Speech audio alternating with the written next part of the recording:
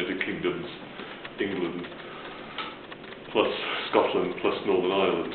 But this is one of the... No, I'm sorry, don't pick me up on these little things. Wales is not a country anymore. Wales was abolished by Edward I in 1215. You should remember that. I wouldn't be telling that to the French rugby club, actually, but it's absolutely true. Wales was abolished. Although we've reinstated it to some degree, and they do play good rugby.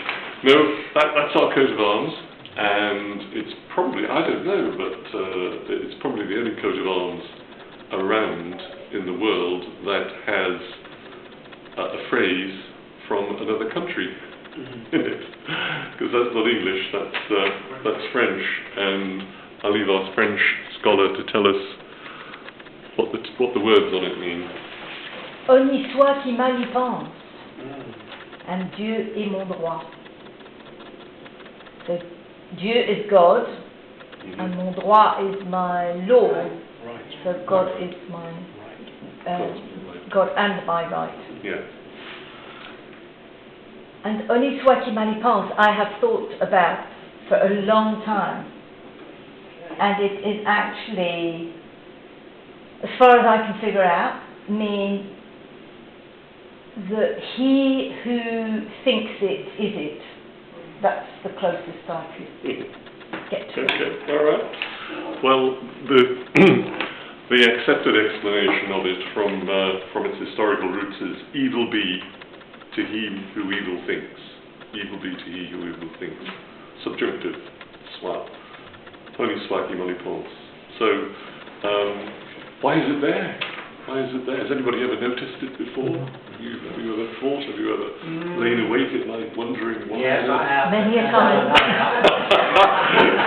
The English coat of arms should have a French thing. Well, of course, it all goes back to the time of William the Conqueror and beyond that, when the French came over and showed us how to do things. And by the time that we got to the 14th century, the French were still very much in command, and the language of court and the language of the law and the language of the higher administration was French, not English.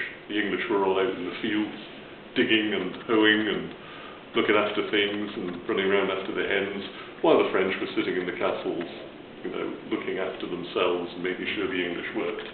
So how did that come up? How did that come about? I looked it up, and this is the story of it. So it is said that the sentence, that little phrase, it's not a sentence really, is first said by English King Edward III in the 14th century. So it was actually said by a king, according to popular history, in the 14th century. And it's in Old French. It's in Old French dialect, isn't it? Which is why it's so hard to translate. And King Edward III, who really was the English king, who was very French in his ways, founded the Order of the Garter. I'm sure if you've watched TV, when you've watched coronations and things, you've heard of the Order of the Garter. Only a few of the great and the good have it. King Charles, as you know, had it. Prince Charles had it.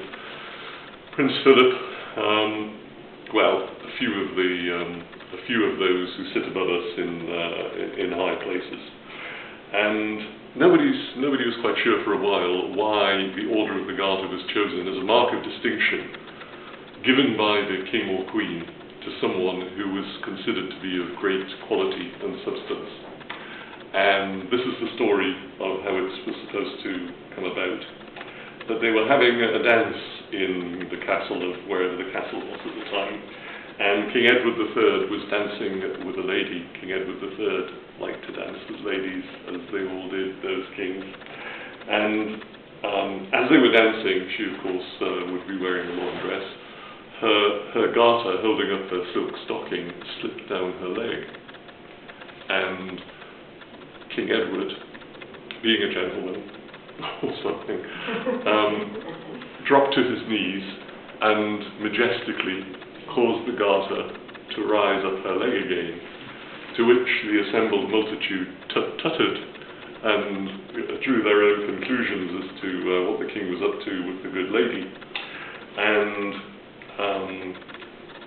Edward shook his finger at them and said, so popular history says, "Honni soit qui mal y pense," evil be, or to him who evil thinks, or shame on those who have evil thoughts, depending on how you want to pronounce it. So it persisted. It sort of became a thing in chivalry, and it became picked up in heraldry.